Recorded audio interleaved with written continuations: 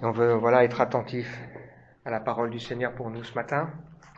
Alors hier soir, j'étais à Bruyères pour une conférence. Et le thème de cette conférence, c'est « Peut-on croire tout ce qui est écrit ?» Donc pour introduire ces moments, j'ai donné quelques mots de témoignage pour expliquer comment j'ai découvert la foi. Et en particulier, j'ai expliqué que ma découverte de la Bible a beaucoup évolué lorsque je suis venu dans une église où je me suis rendu compte que la Bible était un message vivant qui parle avec des histoires de rencontres et que c'était pas du tout ce que j'imaginais. J'avais plutôt l'impression que c'était un livre simplement d'histoire et je me sentais pas concerné. Et le jour où donc j'ai accepté de suivre ce voisin pour venir, j'ai entendu des choses qui répondaient à mes questions, à mes besoins, qui m'a fait réfléchir et qui quelque part parlaient aussi à mon cœur. Et donc quand j'ai préparé ce message de ce matin, ça m'a également beaucoup parlé à titre personnel. Je me suis reconnu dans l'histoire qu'on va partager ensemble. Et j'ai également la conviction qu'à travers cet échange, Dieu qui nous connaît, qui nous aime, qui sait ce que nous vivons, ce par quoi nous sommes passés, ce que nous pensons, pourquoi peut-être on est un peu rebelle avec lui. Ce Dieu-là, il veut nous bénir, il veut nous aider et il veut nous parler. Alors, pour introduire le message, j'ai choisi cette image. Je ne sais pas si on voit bien ce que c'est, mais c'est l'image de l'or qu'on fait fondre pour la purifier et la mettre en forme. C'est de l'or qui coule, pour être mis en forme. Naturellement, on comprend bien que c'est un processus probablement éprouvant. Mais en même temps, on comprend que c'est un processus qui est nécessaire. Alors, le titre du message de ce matin, c'est « Plus précieuse que l'or éprouvé ». Qu'est-ce qui est plus précieux que l'or ? Peut-être qu'il y a certaines perles qui ont beaucoup de valeur. Mais l'or, on se rend bien compte que c'est un métal particulièrement résistant, un métal précieux. Et en fait, dans ce titre ici, il y a une allusion à une parole que Pierre va laisser aux croyants de son époque, où il sait qu'ils sont en train de traverser des moments particulièrement compliqués, difficiles. Il sait qu'il y a une forme d'incompréhension, de rejet, et il va leur parler d'une vérité. Il va leur parler de l'espérance qui est la leur en tant que croyants. Vous savez que notre vie sur Terre, on n'est que de passage, mais on a une espérance en nous. C'est pas seulement un espoir. Un espoir, c'est le fait qu'on souhaite que les choses s'améliorent. Une espérance, c'est quelque chose dont on est sûr, dont on sait que c'est absolument sûr et certain. Il n'y a rien de pire pour quelqu'un de se retrouver dans une situation où on lui dit il n'y a plus ni espoir ni espérance. À ce moment-là, pourquoi se battre ? C'est ce qui d'ailleurs va amener des personnes au suicide. La raison majeure du suicide, c'est quand les gens se disent « j'ai plus d'espoir, j'ai plus d'espérance ». Mais ce matin, pour nous, c'est ce rappel que nous avons une espérance qui est extraordinaire et qui nous invite à regarder au-delà des circonstances. Dieu, dans sa miséricorde, qui nous aime. Alors il y a ce texte, il nous dit que la grâce et la paix vous soient multipliées. Dieu le Père nous a fait naître de nouveau à travers la résurrection de Jésus-Christ pour une espérance vivante, pour un héritage qui ne peut pas se détruire, ni se souiller, ni perdre de son éclat. Il vous est réservé dans le ciel, à vous qui êtes gardés par la puissance de Dieu au moyen de la foi. C'est ce qui fait votre joie, je l'espère. La joie de savoir je suis pardonné. Je peux m'approcher de Dieu comme d'un Père. Je sais où je vais passer mon éternité. Je sais aussi que ma vie a du prix à ses yeux et du sens. C'est ce qui fait ma joie, même si maintenant, puisqu'il le faut, on est attristé pour un peu de temps par diverses épreuves. Ainsi, la valeur éprouvée de votre foi, beaucoup plus précieuse que l'or périssable, que l'on soumet pourtant à l'épreuve du feu, aura pour résultat la louange, la gloire, lorsque Jésus-Christ apparaîtra. Plus précieuse que l'or périssable, c'est notre foi. Même si parfois il y a l'épreuve. Et ce qui est intéressant, c'est que la Bible ne cache pas que dans la vie, dans notre vie, nous pouvons traverser et connaître des moments de haut, de bas. des moments où c'est plus facile, des moments où c'est plus compliqué, voire des moments où c'est vraiment très compliqué, voire très difficile. Mais la foi, c'est cette confiance, cette assurance, cette espérance, elle est là. Sa divine puissance nous a donné tout ce qui est nécessaire pour la vie, pour la marche avec Dieu. Les plus grandes et les plus précieuses promesses pour devenir participant de sa nature divine. Alors on est en train en ce moment de réfléchir à la vie d'un homme qui s'appelle Abraham. Et ce qui nous intéresse, ce n'est pas l'histoire d'Abraham. Mais ce qui nous intéresse, c'est que Dieu a fait à Abraham une promesse dans laquelle nous pouvons entrer. Qu'est-ce qui fait qu'Abraham est ce personnage particulier que les Juifs, les musulmans et les chrétiens revendiquent comme étant leur père? C'est justement cette promesse que Dieu a faite. Et la Bible nous montre que la promesse que Dieu a faite à Abraham, elle s'accomplit en Jésus-Christ pour ceux qui deviennent fils et filles de Dieu par Jésus-Christ.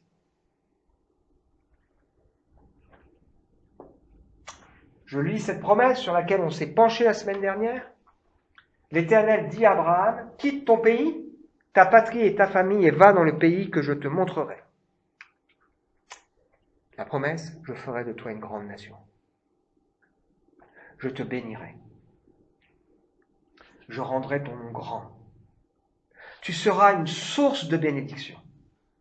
Je bénirai ceux qui te béniront, je maudirai ceux qui te maudiront, et toutes les familles de la terre seront bénies en toi. Vous vous rendez compte la promesse ici? C'est ce sur quoi on s'est penché la semaine dernière. Et comment Abraham va-t-il réagir à ça? Eh bien, il va partir, il va écouter, il va aller là où Dieu lui dit, et à cet endroit, il va construire un autel pour dire, c'est là où Dieu veut que je sois, et il va se mettre à invoquer Dieu, et Dieu, parce que Abraham obéit, va l'amener plus loin dans la découverte de cette promesse.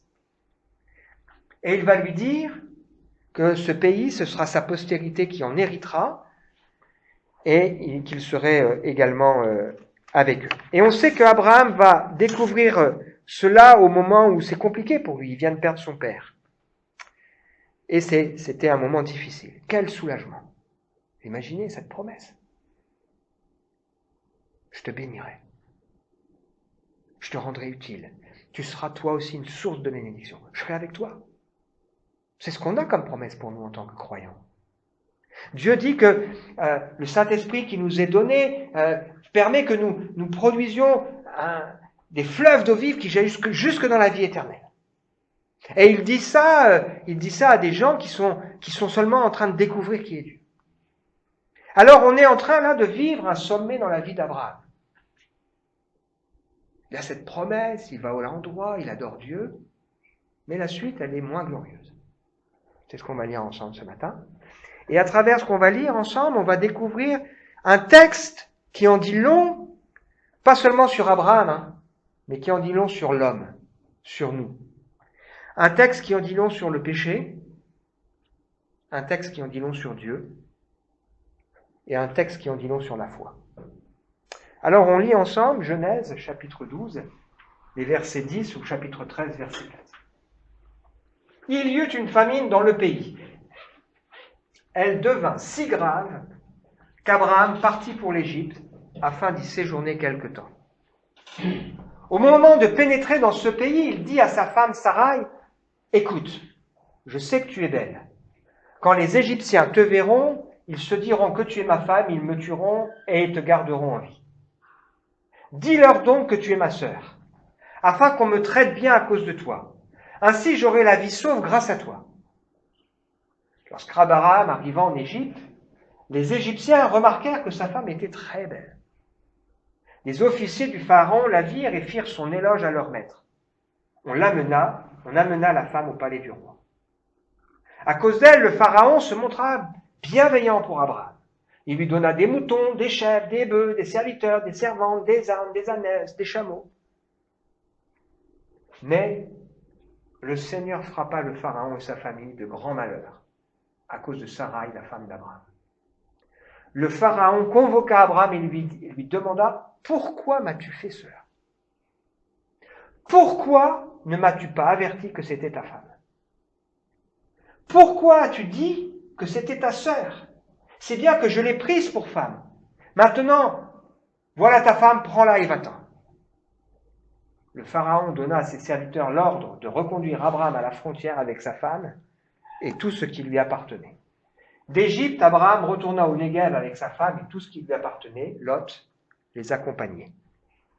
Abraham était très riche, il possédait de grands troupeaux, ainsi que beaucoup d'or, d'argent et d'or. Il alla par étapes du Néguev jusqu'à Béthel, là où il avait déjà campé, entre Béthel et Haï, à l'endroit où il avait construit un autel. Abraham prie à Dieu en l'appelant Seigneur. Franchement, c'est un récit pathétique. C'est un récit pathétique. Vous avez le héros, là, Abraham, qui reçoit des promesses extraordinaires de la part de Dieu et qui se comporte comme un sale type. C'est pathétique. Il repart de cet endroit humilié. Ah, il est riche, ok, mais il est humilié devant Pharaon. Et il repart de cet endroit honteux devant Dieu. Mais heureusement, Abraham, qui est un homme de foi, fera ce qu'il faut. Alors, à travers ce récit, on en apprend beaucoup sur l'homme, ou la femme, sur notre cœur. Abraham y raisonne, comme nous, et il s'imagine des choses, car il se croit bien malin. Il a l'impression qu'il peut maîtriser, et dans sa difficulté, il ne prend pas la peine de se demander qu'est-ce que Dieu attend pour moi.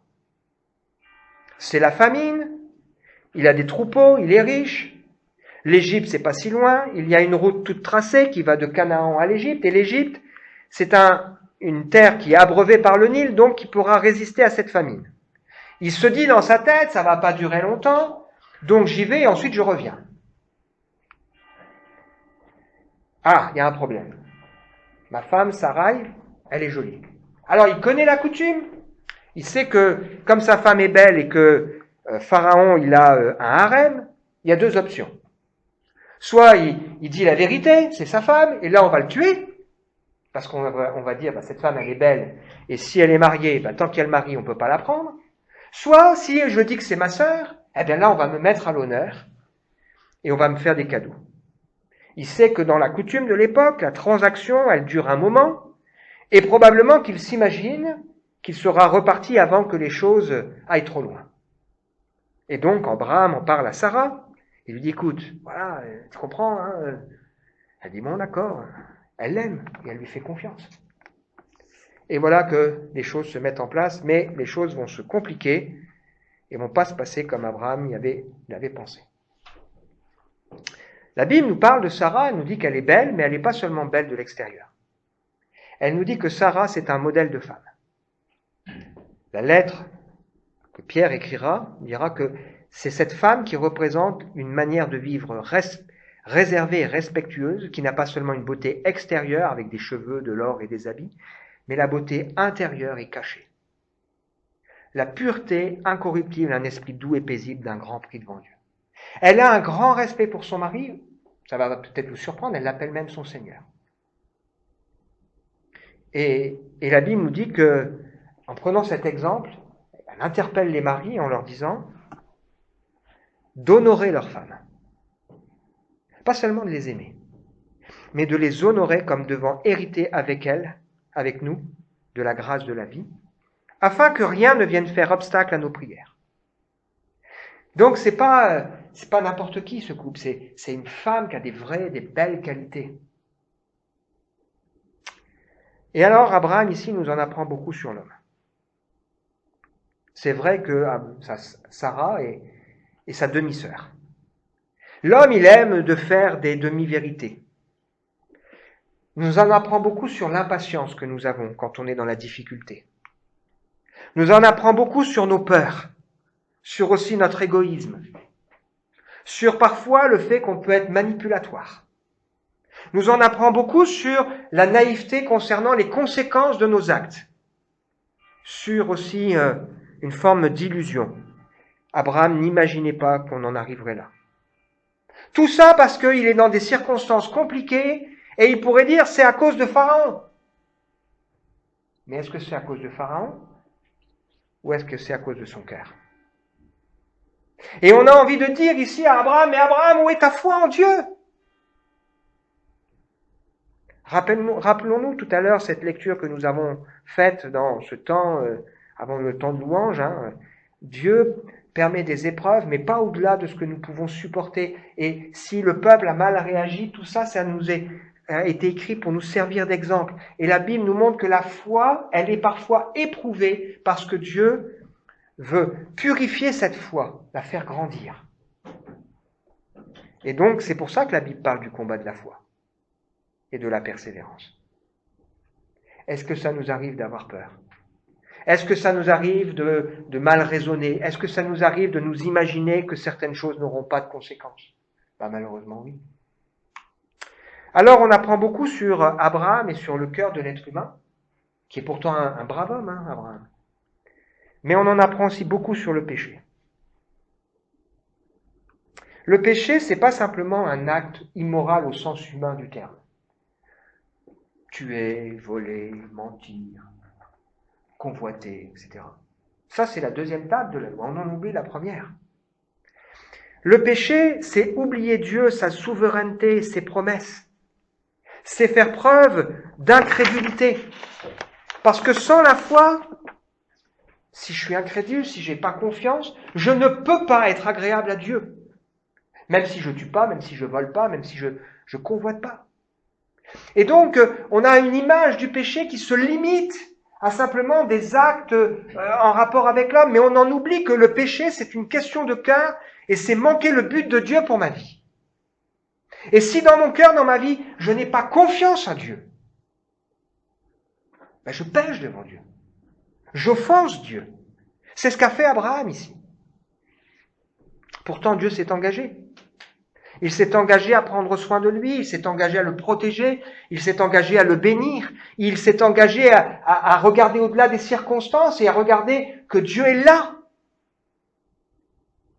C'est pas facile quand même.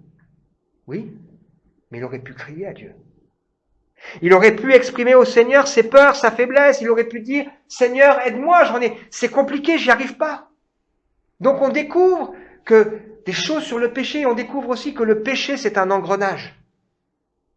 Il met le doigt dans un truc et puis ça le déborde. On découvre aussi que le péché, notre péché, mon péché, touche aussi la vie des autres.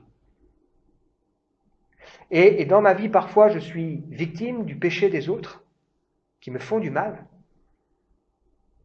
Mais parfois, je suis coupable envers les autres. Avec mon égoïsme, mes faiblesses. On découvre aussi que le péché, profondément, il déshonore l'homme. Alors, il repart avec de l'or et de l'argent, mais il repart honteux et humilié. Ça nous montre que le cœur a besoin d'être transformé et que le cœur, il est incurable sauf si Dieu agit. D'ailleurs, la suite de l'histoire d'Abraham nous montrera qu'il commettra une deuxième fois la même erreur. Ça montre à quel point le cœur a besoin d'être transformé. Et à quel point aussi on est facile à se cacher et à trouver des excuses. Donc on apprend beaucoup de choses sur l'homme. On apprend beaucoup de choses sur le péché. Troisième chose, on apprend beaucoup de choses sur Dieu. Peut-être on regarde cette histoire et on se dit, Dieu, il exagère, il aurait pu éviter tout ça. Mais on est dans un monde déchu. On est dans un monde qui a fait le choix de dire non à Dieu, et dans ce monde, c'est difficile.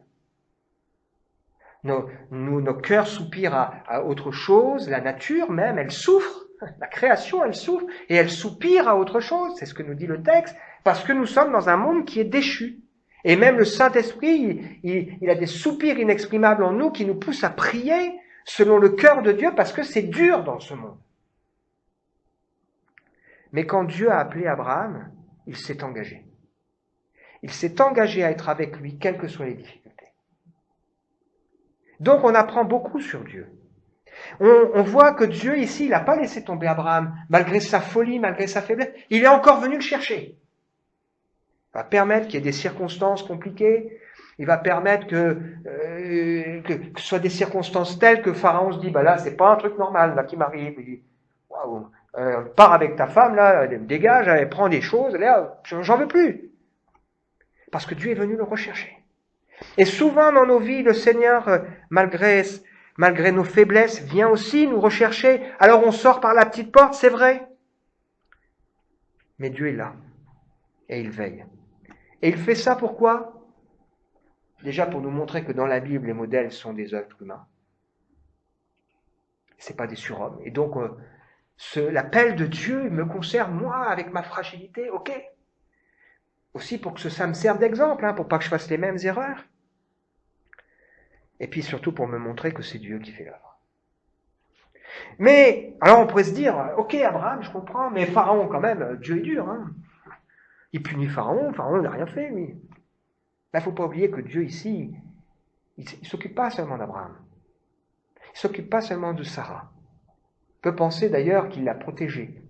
Mais Dieu veut aussi parler à Pharaon, veut aussi se révéler à Pharaon. Et il est évident que Pharaon, dans cette affaire, il savait que c'était sa femme, parce qu'il appelle Abraham, il lui dit, c'est ta femme, tu ne me l'as pas dit. Il lui a dit pas, mais qu'est-ce qui se passe ? Qu'est-ce qui se passe ? Explique-moi. Non, il sait. Et au fond, c'était un leurre pour tout le monde, cette histoire. Donc, il savait il était en train de faire quelque chose qui n'était pas génial.